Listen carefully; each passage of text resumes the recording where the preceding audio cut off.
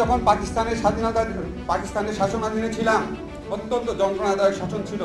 আমাদেরকে নানাভাবে তারা শোষণ করেছে, আমরা সবাই এটা জানি। আমার প্রশ্ন, যখন আমরা পাকিস্তানি আমলে ছিলাম তখন কতজন পাকিস্তানি এই দেশে চাকরি করত?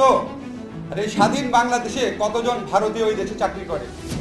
আমরা পত্রপত্রিকা করি 26 লাখ ভারতীয় চাকরি করে। বাংলাদেশের ছেলেরা চাকরি পায় না, রাস্তায় রাস্তায় ঘুরছে, আর ভারত সেদিন চাকরি করছে। স্বাধীনতার পূর্বকালে বাংলাদেশ এই অঞ্চলে যখন নির্বাচন হতো, 70-এর নির্বাচন, সেই নির্বাচনে পাকিস্তানি শাসক গোষ্ঠী কোনো রকম হস্তক্ষেপ করে নাই। যদি করতো তাহলে তো বঙ্গবন্ধুর দল এরকম ভূমিধস বিজয় পেত না।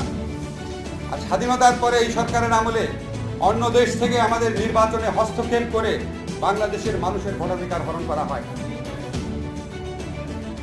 আপনারা প্রতিটি ক্ষেত্রে দেখবেন আমরা পাকিস্তান আমলে পাকিস্তান দ্বারা যতটা নিষ্পেষিত হয়েছি, যতটা অত্যাচারিত হয়েছি,